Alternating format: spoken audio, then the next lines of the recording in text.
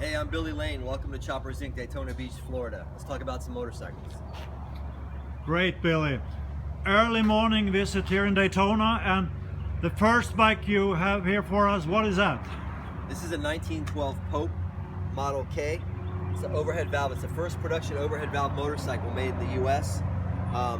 Preceded the Harley Knucklehead and the Crocker Hemi Head by 23 years. The Harley Pea Shooter came out based on the performance of these things. The guy who designed this motor for Pope was Perry Mack. Perry Mack was Harley-Davidson's first paid employee. So really? So you can see how the overhead valve technology of the Pope would later become a Harley product. So where did Pope origin here in the U.S.? Do you know that? Popes were made in Boston. Boston? Yeah. And they were, a lot more expensive than a regular motorcycle. They didn't have the distribution that companies like Harley and Indian had. And they were a lot more expensive because they were overhead valve machines, and it's more expensive to make them. But they made a lot more horsepower. This is a 4 horsepower motor. The average motor of the day of this size was making about 2 1/4 horsepower. So it's almost double the power because of the overhead valve. And people knew right away that overhead valve was a technology to use. They just didn't know how to heat treat the valves to keep the exhaust valve from breaking. Yeah. But how rare is this bike? Do you have any clue on that? Overhead valve Popes are very rare. There's probably only a couple hundred of them ever made. Wow. So yeah, they didn't have distribution like Harley had. So they only lasted from, I think, through 1918 was the last year they made them. Wow. But is this a barn find, or how did you get this? This is a barn find. I didn't find it. Someone was restoring this in the 80s. And I got it from Mike Wolf from American Pickers. He found it. Okay. It's his bike.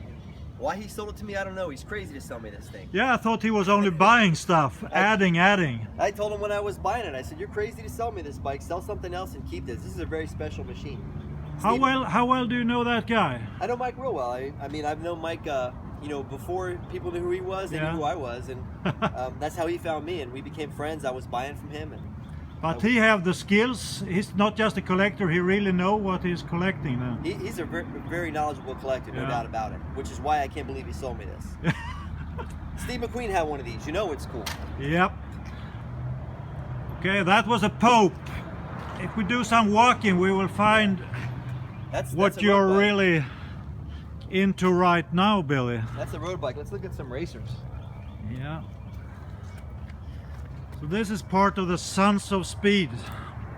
This is Sons of Speed right now. This is what I'm doing to bring back motorcycle board track racing. Yeah. When it comes to old motorcycles, there's not many left. There wasn't many made, and the United States scrapped everything we had that was made out of metal for the war efforts. So people would basically keep the engines because they would put them in other bikes when the engines blew up, or they would use them to run sawmills, water pumps on farms, to run cooling fans, factories, all kinds of equipment, all kinds of farm implements. So what you have nowadays is engines and no chassis. There's no chassis and wheels or anything left. So what I'm doing is solving that problem by I'm creating these chassis, forks, wheels, everything. And you can put any early motor in it: Harley, Excelsior, Indian, Pope, Thor, Flying Merkle. Any of these early motors will fit in my frame. And we're going to race them, and it's called Sons of Speed. But the frame, is that look like a replica frame, or is it made by your own style, or? This frame is my version of the early frames. It's very close to a replica, except it's universal, so it'll accept any chassis. Everybody who's racing, like this is Shelly Rossmeyer Pepe that runs Shelly Rossmeyer Harley-Davidson up here, right up the road. And if Shelly had a problem with her bike, she could take my wheels, my sprockets, my forks, and put them on her bike. Everything's interchangeable. Right. So I'm making it very simple. But this is a much stronger version of those frames. The tubing's thicker. It doesn't have a seam. It's all TIG welded instead of being silver soldered or brazed. It's just it's more trustworthy than in the old days. Yeah, it's an improved version of what they were doing back then, but I'm trying to keep it as close to original as possible. Yeah. I don't want to lose what they had back then, the hardcore edge they had. There's no brakes, no clutch. The machine weighs less than 200 pounds and it's going to go 100 miles an hour. Yeah. So you blueprinted the engine, or? This engine was rebuilt by a collector and a rebuilder named Fred Lang in California. Yeah. I'm rebuilding some. I have Matt Walkster going to rebuild one for me. Rob Nussbaum up in New Jersey is going to rebuild one for me. Just I have so much work to do that I'm just getting, you know, I'm building all the chassis myself. But it is a joint venture with your brother Warren? No. No? No. My brother's racing with us. He has a 1920 Indian Power Plus. It was my motor. I sold him the motor and I made a chassis and a whole rolling chassis for him. And he has to finish it out. He has to put handlebars and a gas tank on it. So for Biketoberfest, what are your plans? What will happen with this Sons of Speed? The Biketoberfest is October 14th and 15th. That's the last Friday and Saturday of Biketoberfest. We're going to be racing these on the half-mile bank track at New Smyrna Speedway. Yeah. It's a paved track, but it's the closest thing you can get to board track racing. You know, they run them on flat tracks. Flat tracking and bank track racing are entirely different. With these, you go into the corner at full speed. You don't have to let off the throttle. It's wide open the whole way around the track. And that's how real board track racing, a lot of those bikes that Indian and Harley was racing back in 1912, 1915, the carburetor only ran wide open. It didn't even have a throttle on it. So, and that's what it was meant for, just to go full speed around the track until the race was over. So what like a top speed on a bike like this? These bikes are capable of 80 to 110 miles an hour. I think with modern oils, the light friction bearings and everything I'm using for these bikes, I think we can get them to in the 100-mile-an-hour range pretty easy. And who will race? Will you do it yourself or? Yeah, I'm racing. My brother Warren is racing. Shelly Rossmeyer Pepe is racing. Rick Petco, Matt Walksler, Brittany Olson. Oh, Brittany, Yep. 20th Century Racing. Yep, Paul Cox. Paul Cox, okay. Racing. Jay Allen from the Broken Spoke. And my buddy Xavier Muriel from the band Buckcherry is going to race. So we have a nice field. Wow. Yeah. But that will be in New Smyrna. And what date did you say? New Smyrna, October 14th and 15th, 2016, Biketoberfest. Wow.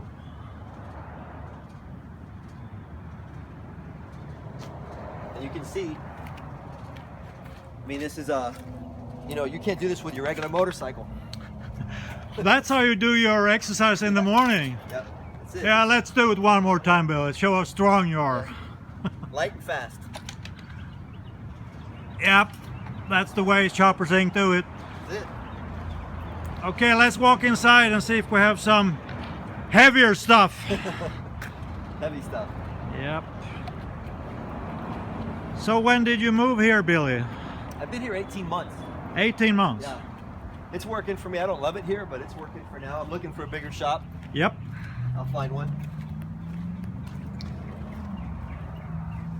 And here we have it. The new Choppers Inc. Yeah. It's called Choppers Inc. for a reason. I still love choppers, you know, even though I'm focused on antique race bikes. All these Yeah, bikes, I was thinking about that. Antique Inc. Is that registered, you think? no, or? no. But you know, all the custom bikes and choppers and everything we've been doing for years are really, they're derived from race bikes. And that's why I like race bikes so much. But this is a bike which is part of your history, I would say. Yeah, I mean the hubless wheel thing is definitely set me apart from the crowd, and you know it's Yeah.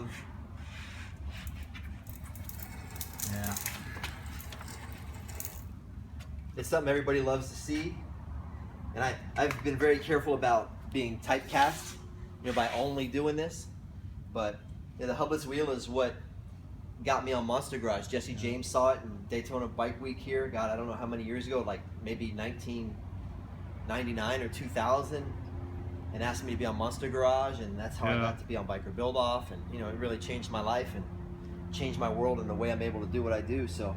But how many different hubless bikes are there? But you made more than this. Yeah, this is my 6th one.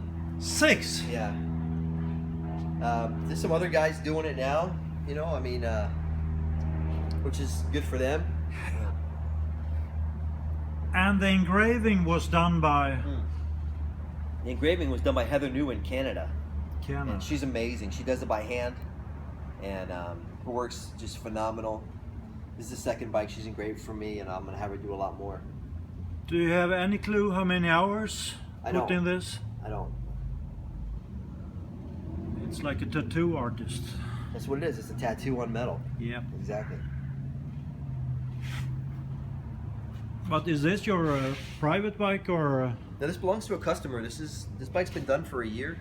Yeah. He's just not here to get it. I don't know why, but it's okay. I don't mind looking. I have some room in my barn in Sweden. I could take it with me.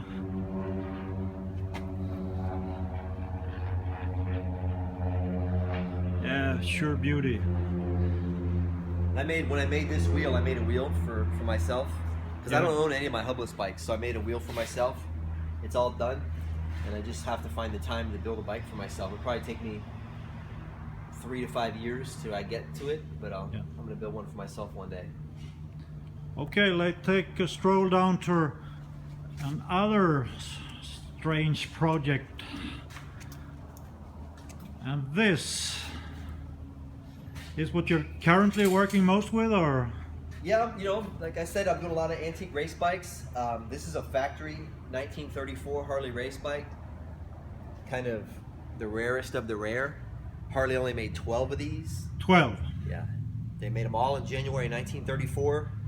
They were built and designed by Joe Petrali, who's Harley's famous racer that broke the land speed record here in Ormond Beach in 1937 on a 19... So he, please correct me, but was he actually then working at Harley in Milwaukee, or was it just inspiration for the bikes, or? No, Joe went to hands-on. He went to race for Harley-Davidson. They had a couple types of racing. They had Class A and Class C racing, and the Class A and Class C really meant the riders. Full-time professional riders were Class A, and part-time guys who worked a regular job and would go race on the weekend were Class C. Harley didn't have a Class A race machine, and Joe Petrali convinced him to build this bike because he was a Class A racer. Yeah. And this is a 500cc alcohol-powered machine. It made about 40 horsepower. It was built to beat the Crocker and the CAC machines on a speedway circuit. So Crocker was our main competitor then, or at the time? Well, to be honest with you, JAP from England was always the best. Their machines were unbeatable. Crocker would beat him sometimes, but the JAP machines made almost 50 horsepower. Crocker's made about 43. And Harley had a hard time getting these over 40 horsepower, and that was the reason they only made 12 of these. You had to be a dealer to buy one. And this one went to Philadelphia in June 1934. How do you know all that background history? Because the bike came with the history. Wow. It went to Al Cardini's cycle. He was a Harley dealer in June 1934, and it's been in Philadelphia ever since. But on this bike, you were talking about that you will put some transmission on it. Yeah, these bikes were direct drive. They had no brakes and no clutch, and literally they would push start them, and they would get them up to speed around the track, and they would slide the tire, and they would, brake with a kill switch and engine braking. And I want to ride this, in some races, some modern races, and you need a clutch really to be able to ride it safely without damaging the machine. Yeah. Back then they never knew they would be worth anything, so if they wrecked it, they wrecked it. And so I'm putting a Harley clutch on it. And in order to modify it for the Harley clutch, I have to do everything I can to not alter the original motorcycle, so I can always put it back to stock because it's so valuable. But please show me the work which you have to do. So I'm putting, this is a Harley, clutch like this is a clutch off like a Harley knucklehead. Yeah. Big 4-speed clutch, and this is the main shaft, and the main shaft fits right into the back of the clutch. But this is the shaft that comes out of the CAC machine. So I have to basically downsize this shaft. I have to machine it down so that this will fit into this bike. And I have to line everything. I have to machine a engine sprocket and all the clutch release mechanisms so that I can make this thing work. Yeah, it's a big difference in size. Yeah. It's a huge difference in size. I'm using parts from a Harley knucklehead. I'm using clutch parts from a Harley Solo 45. Like all the clutch release mechanism is from a Harley Solo 45. And I have to adapt all this to this bike without altering the original machine, which is a lot of work. And that's Joe Petrali on one of these machines up there, on one of the 12 in that picture. And the reason you put the transmission on it, you would like to take it to the Race of Gentlemen, or? Yeah, I want to take it to the Race of Gentlemen. I eventually want to run this bike at Bonneville. I want to run it on the flat track at Sturgis. I want to run it at New Smyrna Speedway here. And what's great about this machine is No one I know has ever seen one run. And I want to run it, and I want to let my friends ride it. You know, my friends that I trust, I want other people to be able to enjoy this machine the way it was, you know, they're all in museums and they're all in private collections and they sit static. Yeah. And if I have a friend like Paul Cox or Rick Petco or one of my close friends that wants to ride it, I want to be able to say, here, man, get on it. And without a clutch, you can't do that. Nope. I'll let you ride it, man. I don't care. You know, Shelly Rossmeyer, Pepe, wants to ride this so bad. And I told her you can, and she couldn't believe it.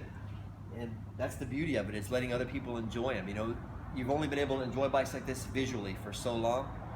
And, you know, I want to change that. I want to make it to where you can really ride one and have fun with it. So how did you lay your hands on this one? I've been chasing after a CAC for a while. There's only 9 left in the world, so most of them are in museums. There's a couple motors out there. And I stumbled across this at an antique motorcycle swap meet.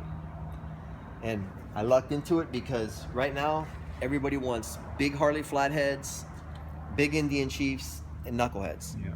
And no one's into singles. And really, because there's so few of them made, people don't really know what they are. And I walked by it at a swap meet and almost fainted when I saw it and made a move on it, you know, made it mine. But do you do engine work yourself, or you have good friends who help you out with that, or? Engine work? Yeah. No, the engine I took apart already, and the engine looks great. Okay. So if it needed it, I'd have it. I have everything here to do the engine work. I have a valve grinding machine and a sun and hone, and I can do all that stuff myself. But you know, But did they wear down the engines because of this alcohol instead of gas? Was it much more pressure on the engine, so to speak? Yeah, but the alcohol is definitely a lot harder on the engine, and these are 16.5 to 1 compression. But it's a race bike, and Speedway had a very limited window here in the U.S. They weren't run much. No. So, you know, that's the beauty of it, is it was run for a very short period of time. Harley abandoned the project and didn't race them any longer. They So abandoned. they don't. There's really not a whole lot of time on them. They shut it down like the Buell. Yeah, back then in the teens and the 20s and 30s, machines became obsolete so fast. Yeah. You know, the technology just kept advancing and advancing and advancing, that, you know, this machine would run for a year and then it was parked and that was it. And it's probably been sitting ever since. And this is why we have a Harley knucklehead. You know, is because of, Would you call it the pre-knucklehead in a way, or? yeah, the overhead valve Harley pea shooter and the CAC machine is really predated the knucklehead. They're already developing the knucklehead at this point, but they used all this racing technology to figure it out. They couldn't get horsepower up on these machines because the cam timing was an issue, and but the problems they solved trying to develop this helped them develop the knucklehead. Very interesting, Billy. But Yeah. if we continue the stroll down memory lane here, we find, what do we have here? Just a quick glance. Yeah, this is the 350cc overhead valve gasoline pea shooter, Speedway machine, and it's a 1928 motor, 1933 chassis, and privateers race stuff like this all the time. And Harley really built these motors. It's a street motor, but it was really made so they could race it. And this was something that was done to downsize, because those 500cc alcohol machines were just too fast. They were too fast and too dangerous, so they made these in 350s and they raced these all the time. Super lightweight, you know, 175 pounds, you know, makes 12, 15 horsepower, but you can still have a hell of a lot of fun on it. Got a real early Hal Phillips fuel injection unit on it. Mechanical fuel injection, which, you know, basically a floatless carburetor. But that's parts everywhere. Is this for future project, or is it just for your weightlifting, or? No, it's just flywheels from knuckleheads, panheads, shovelheads, Indians, Harley 45 solo models. I mean, Could you still find things on swap meets, or you need to have? yeah, there's a lot of swap meet stuff and old shop stuff. You know, a lot of guys, old timers, have been in business. I got a lot of this stuff from Arlen Fatland from Two-wheelers. Yeah, Um, he got quite a collection. You know what's great about all this stuff is gonna put somebody down the road someday. You know, someone needs it somewhere, and it's all gonna put a smile on somebody's face someday. If we pass your weightlifting area, then we will hopefully find some other engines. Engines everywhere. So this is where you have fun in the morning then? Yeah, this is how I keep myself sane. Good, Billy. Yeah. Whoa. And of course then you have a lot of heavy iron from Milwaukee. Yeah. Parts everywhere. Yeah.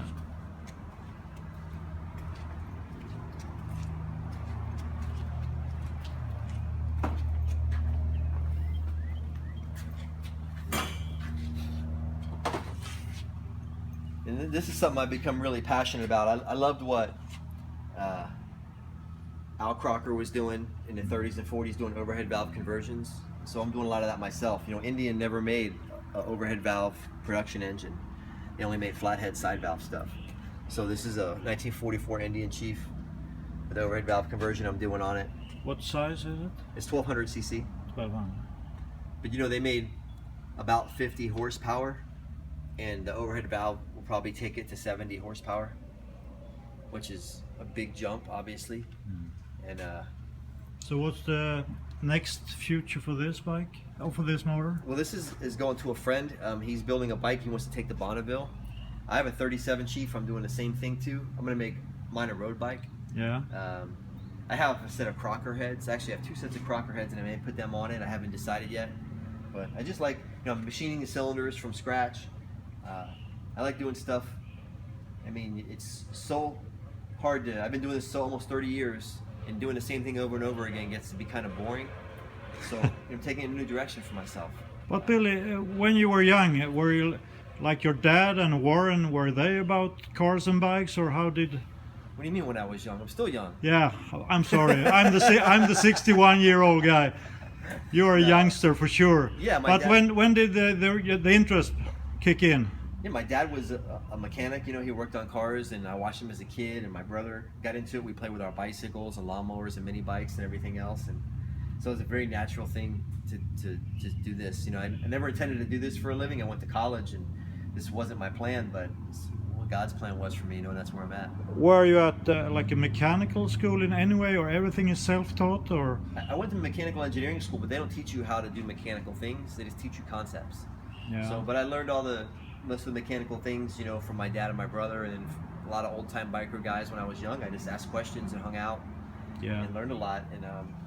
And then, you know, I'm a sponge for information, so I just try and learn everything I can. Talk to a lot of guys, and that's why I know so much about all this stuff. I've been into this for a lot longer than people know, the antique, vintage racing stuff. Yeah, like you say, the old timers are very important because they are the guy who have the history, and when they're gone, all their knowledge is gone. Yeah, I mean, anybody can write a book these days and claim it to be knowledge, but you know, there's guys that actually lived it. Those are the guys that you really want to get the information from. And here we have.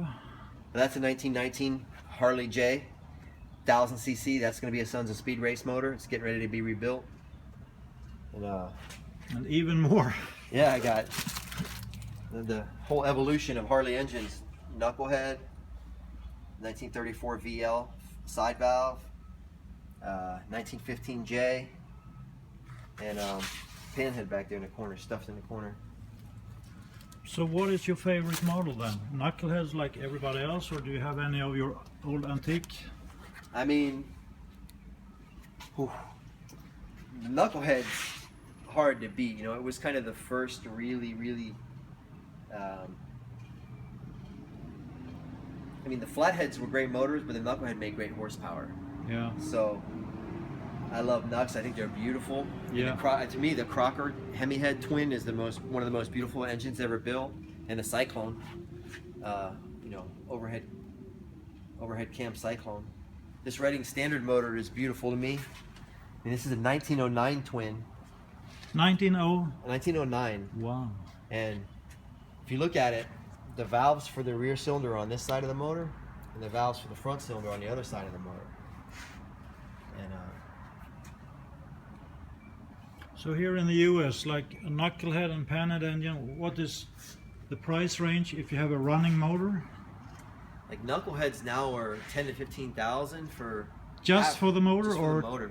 And no transmission at all? No transmission. Wow. And we used to buy the whole motorcycle for $5,000 running. Yeah. $4,000, $5,000, but everything's changed. And I've seen motors go for more, earlier motors go for more money, but panheads, I guess, are you know, 5,000 for a panhead motor. They made a lot of panheads, a lot more than they made knuckleheads. Shovel heads are still very cheap. So how do you like the SNS units or knuckleheads? I love SNS knucks. Yeah. I mean, they're great. They always have a great product. I like to use Harley engines because, you know, they have a title there. It's easier to trade, easier to insure, you know, with a Harley title. So I like them, but I've used a lot of the SNS stuff and it's great. I love it too. It just depends on what my purpose is. So if you have a title and a motor, could you here in Florida build whatever you want, or what's the restriction? Is like a rake or length or? Yeah, Florida doesn't have any restrictions. I mean, Florida is one of the most easiest states in the country to do anything with. I mean, rake, you know, you don't have to have a horn, you don't have to have lights. I mean, you have to have a headlight, but no turn signals. In Sweden, we have to have this like papers of origin. Mm-hmm. If you come up with a pile of motorcycle parts. Yeah. You have to have that in Florida too. Yeah. But it's a little easier than I'm sure than what you're dealing with.